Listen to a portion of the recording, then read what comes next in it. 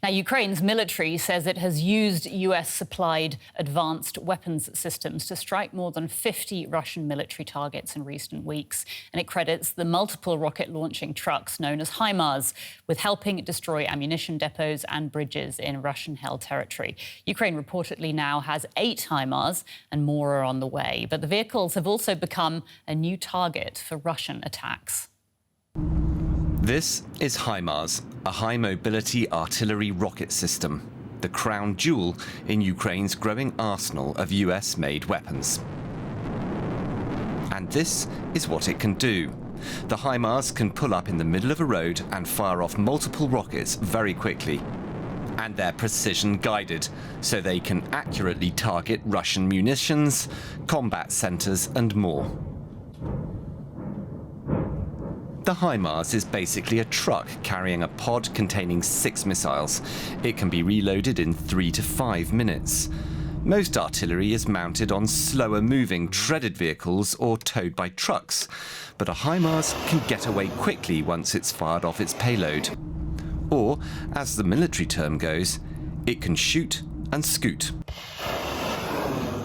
Its missiles have a range of 80 kilometers, far more than most Russian artillery. This means the Russians must move their sensitive targets, like ammunition depots, further from the front lines.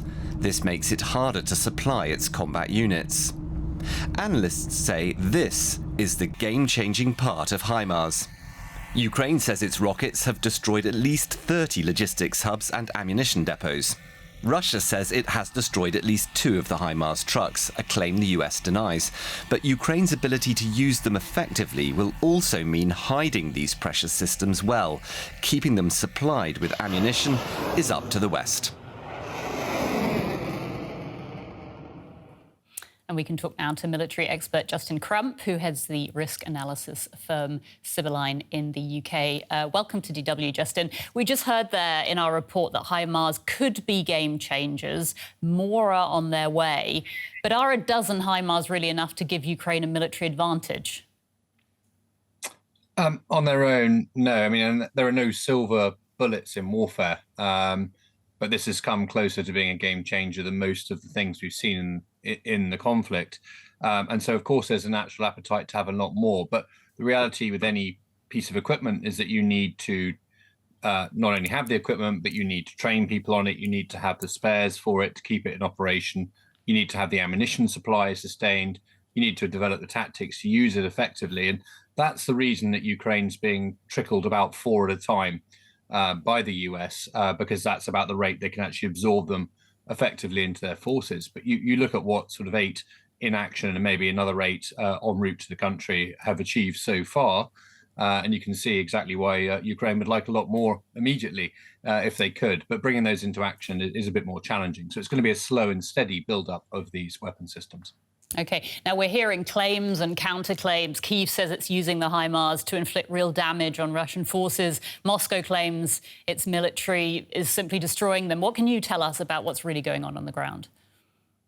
I mean, we have to look at the evidence we're seeing in amongst this. The most clear thing is the dramatic drop-off in the Russian artillery tempo along the front line in the Donbass and in the south.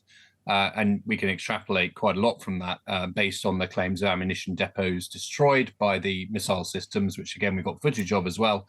And when you add that up, it looks like the Russians have suffered a pretty large-scale logistical challenge as a result of the HIMARS systems striking pretty vulnerable ammo depots that the Russians had. They keep their logistics very close to their front line.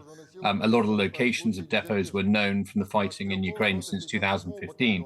And I think the Russians didn't quite believe what the system could do, or were very confident that their surface-to-air weapon systems could shoot it down. And we've also seen some changes in the state company that works on those surface-to-air missile systems. So all of that suggests the Russians thought they could counter this or ridiculed the threat, discovered it was actually a very high threat, and are now paying the consequences in terms of decreased command control, increased pressure on logistics, and having to reorientate. And indeed, the Russians themselves, some Russian commentators are saying this is now a war of 3 acts. Act 1 was the battles around Kyiv until the Russians withdrew. Act 2 is until the arrival of HIMARS. and Act 3 is post the arrival of HIMARS. So it's being seen as quite a defining event on the Russian side. So I think I'll give a lot more credence to the Ukrainian point of view at the moment. OK, so based on what you say, I mean, Russia actually named the HIMARS as part of its justification for its heightened offensive beyond the Donbass. Is Moscow really quite worried now? I think there's a little bit of bluster around that. I mean, that was linked to the capabilities of the weapon to fire out to a much longer range using effectively a ballistic missile from the platform. That's not been supplied to Ukraine, but obviously that's something that would have brought Russian cities into clear weapons range of Ukraine that Russia is probably worried about on some level. And I think there seems to be a degree of agreement with the US that these systems won't be used to fire into Russian territory. Now, how long that will hold, we'll see. But that's certainly an area where people are worried about escalation between Russia and Western powers. That's still quite sensitive. Now, supplying these systems would have been very sensitive 5 months ago, back in February, but it's something we're now doing. So you can't see that this dial won't continue to shift over time towards giving the Ukrainians even more effective systems. But certainly for Russia, it's caused a headache on the battlefield, strategically to an extent, but not as much. But it's that battlefield impact that's been most marked. And Russia will adapt. They'll hunt down these weapon systems with more UAVs. They'll disperse their forces. But all of that slows down their offensive and it buys Ukraine time. And time is what Ukraine needs in order to counter the Russians and maybe even strike back.